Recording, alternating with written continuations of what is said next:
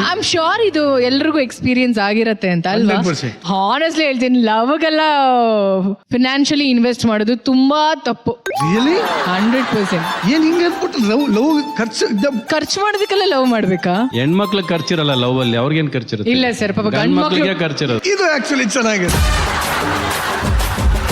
Professor, ಇವಾಗ ಹುಡುಗರೆಲ್ಲ sharing half expect ಮಾಡ್ತಾರೆ. ಅದನ್ನ ಅಫೋರ್ಡ್ ಡೇಟಿಂಗ್ ಅಂತಾರೆ. ಇದಕ್ಕೂ ಒಂದು ಹೆಸರು ಇದೆಯಲ್ಲಮ್ಮ, ಅಫೋರ್ಡ್ ಡೇಟಿಂಗ್.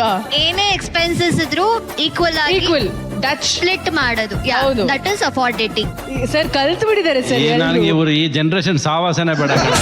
ನಾನು ಜನರೇಷನ್ ಅಲ್ಲಿ ಆಕ್ಚುಲಿ ರವಿ ಸರ್ ಹೇಳಿದ್ರಲ್ಲ, ಅದನ್ನೇ ನಾನು ಕಂಟಿನ್ಯೂ ಮಾಡ್ತೀನಿ ಸರ್. ನೀವು ಆ ಕಾಲದಲ್ಲೇ ಕೋಟಿಗಳ ರಾಜ, ಕೋಟ್ಯಾಂತರ ರೂಪಾಯಿ ನೋಡಿದವ್ರು. ನಿಮ್ಮ ಮೊದಲನೇ ಸಂಪಾದನೆ ಎಷ್ಟು ಮತ್ತೆ ಎಷ್ಟು ಖುಷಿ ಕೊಟ್ಟಿತ್ತು? ನನಗೆ ಫಸ್ಟ್ ಸ್ಯಾಲರಿ 30 ರೂಪಾಯಿ ಕಣ.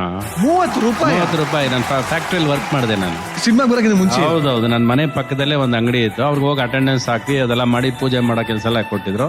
30 ರೂಪೀಸ್ ಸ್ಯಾಲ್ರಿ ನನಗೆ. ಸಿನಿಮಾದಲ್ಲಿ ಬಂದಾಗ ನಂದೇ ಫಸ್ಟ್ ಪಿಕ್ಚರ್ ಆಗಿರೋದ್ರಿಂದ ನಾನೇನು ಸ್ಯಾಲ್ರಿ ಅನ್ನೋದು ನನ್ಗೇನು ಇಲ್ಲ ನನಗೆ. ಬಟ್ ನಂದು ಒಂದು ಸಿನಿಮಾಗೆ 27,000 ರೂಪಾಯಿ ರೆಮ್ಯುನರೇಷನ್ ಕೊಟ್ಟರು. 1.5 ಲಕ್ಷ ರೂಪಾಯಿ ಕಾಸ್ಟ್ಯೂಮ್ ನಾನೇ ತಗೊಂಡೆ. ಅವಾಗ ಬಾಂಬೆಯಿಂದನೇ ತರಿಸ್ತಾ ಇದ್ದಿದ್ದು ನಾನು. ಅಮಿತಾಬ್ ಬಚ್ಚನ್ಗೆ ನನಗೆ ಒಬ್ಬನೇ ಕಾಸ್ಟ್ಯೂಮರ್ ಅವಾಗ. ಅರೆ ವಾ.